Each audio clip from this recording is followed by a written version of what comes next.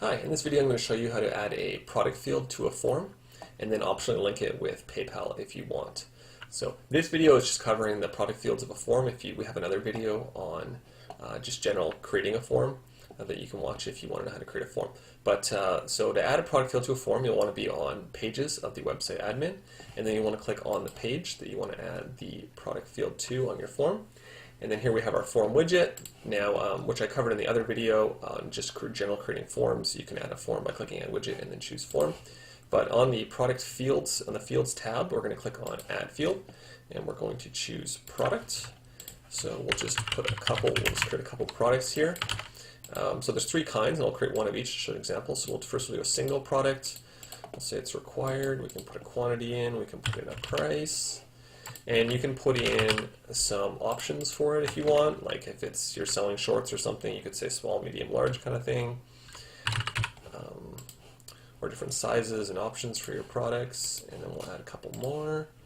So in product 2, this is a multiple prices. So in the event you put multiple prices, then you could say, for example, big is $50. And small is $25. Let's go ahead and save that, and we'll put another product in. And the last one is user defined, so the person filling out the form can define the price or the amount. So we'll say that that is not required. Disable quantity. Go ahead and add that, and let's save the form. Now you'll notice there is a PayPal tab here, 2 fields over from fields here. And what you want to do is you want to put in your PayPal email address in the PayPal email here if you're going to accept payment online via PayPal for the product fields that you added. There's a currency. You can prompt them for a shipping address if you like. You can add tax to the form if you want. And then now there's, as far as paying, there's 3 options. You can say pay now, which forces them to go to PayPal and pay. Pay later, which doesn't allow them to go to PayPal. So this would be the case where you want them to agree to pay, but they'll be paying offline somehow later with you. Or pay now or later, so they can choose which option they want to do. So go ahead and save our form, and let's view it.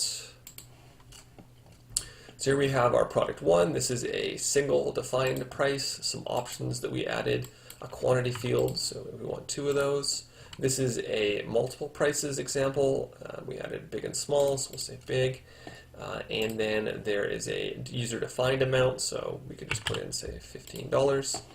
And then here's the total amount. And then now we chose the option where they could choose if they want to pay or not. So if they click Submit Now and Pay Later, they'll complete the form, but they won't go to PayPal. And if they choose Pay Now, then when they click the button, they will go to PayPal.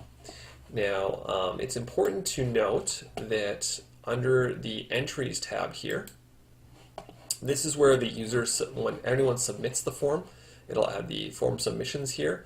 This one doesn't have any because we just created this form, but I brought up an example here.